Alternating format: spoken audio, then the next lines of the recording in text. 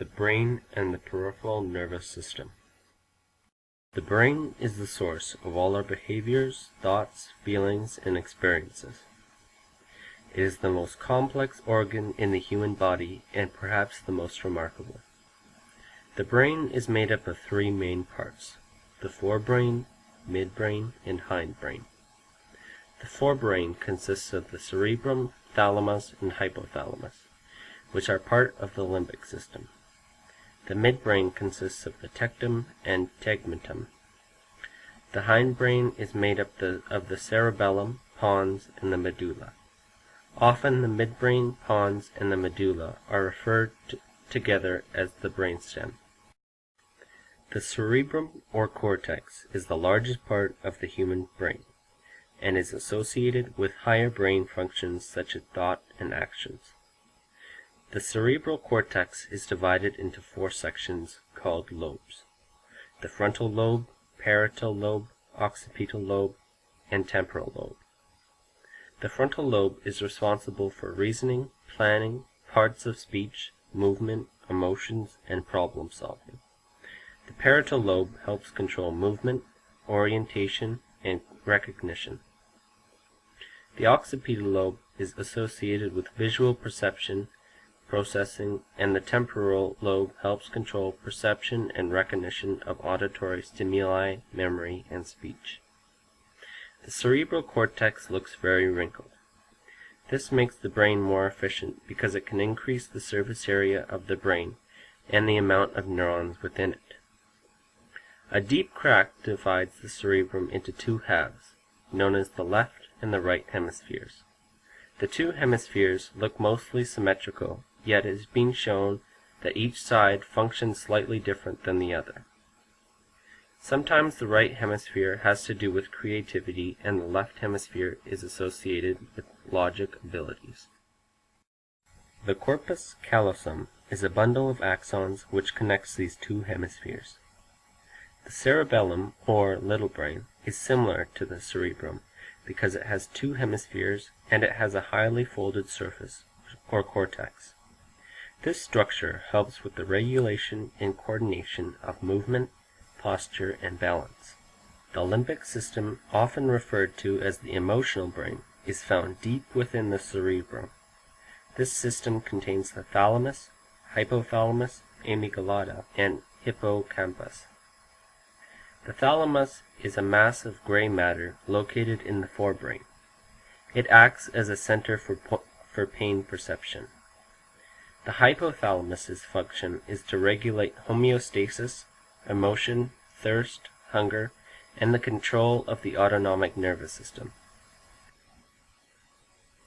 The amygdala is part of the telencephalon located in the temporal lobe and is involved in memory, emotion, and fear. The final portion of the limbic system is the hippocampus.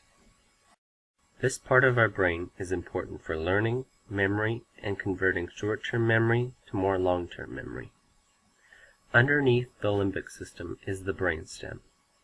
This structure is responsible for basic vital life functions, such as breathing, heartbeat, and blood pressure. Scientists say that this is the most simplest part of the human brain because animals' entire brains, such as reptiles, resemble our brainstem. The brainstem is made up of the midbrain, pons, and the medulla. The midbrain is part of the brainstem, which includes the tectum and tegmentum. It is involved in functions such as vision, hearing, eye movement, and body movement. The medulla oblongata and the pons have centers for vital functions such as breathing and heartbeat. The brain is small, yet an extraordinary organ in the body. The design and processes that it can carry out is a work of art that we only know a fraction about. Over the last 10 years, huge breakthroughs in research have shed light on different functions of the brain, but there is still so much to discover. The integration of nerve cells and bundles in our brain is likely the most complex and amazing part of the body. Together, billions of our neurons collaborate to give the depth of our human experience, including emotion, processing information, memory, and new ideas. The overall main function of the peripheral nervous system, or PNS, is to connect the central nervous system to the limbs and organs.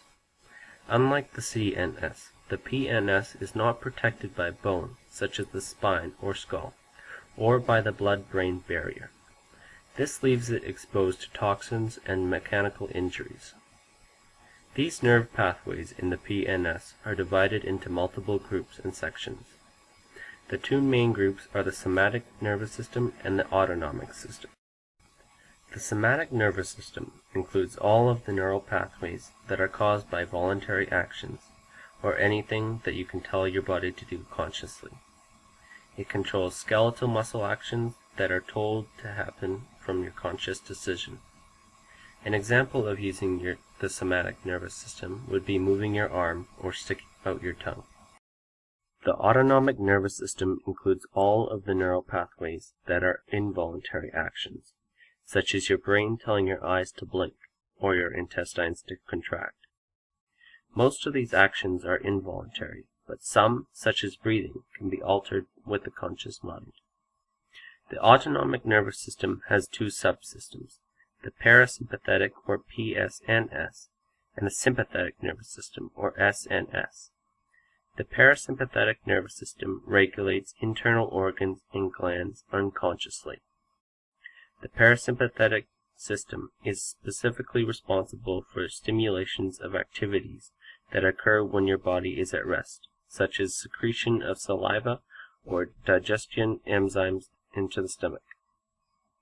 The sympathetic nervous system is involved in stimulations of activities that prepare the body for action, such as increasing the heart rate and increasing the release of sugar from your liver into the blood.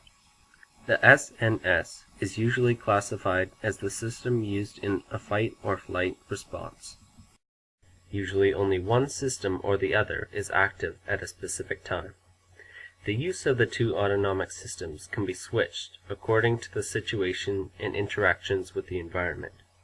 For example, if you are resting in a park and just finished a picnic, your parasympathetic system would kick into action. Your heart rate would decrease, and the digestive structures of your body, such as your intestines, would increase their performance. Suddenly, a hungry bear appears and confronts you for your food. Right away, nerve impulses gathered from your senses switch the autonomic nervous system, which was parasympathetic, to the sympathetic nervous system. The pupils in your eyes dilate, the rate of your heart intensifies, and all of the digestive organs would reduce their activities drastically. Your liver would convert more glycogen to sugar, and you are ready to fight or run. This is why the sympathetic nervous system is often called the fight or flight response. Chart showing the different sections of the human nervous system.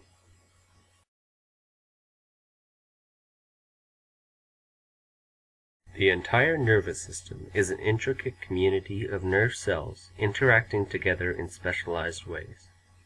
The human nervous system's unique complexity has been explored for centuries. Each year brings new and exciting understandings. For us explorers, there are still many secrets waiting to be unraveled and understood. Only time will tell what new and fascinating discoveries lie ahead.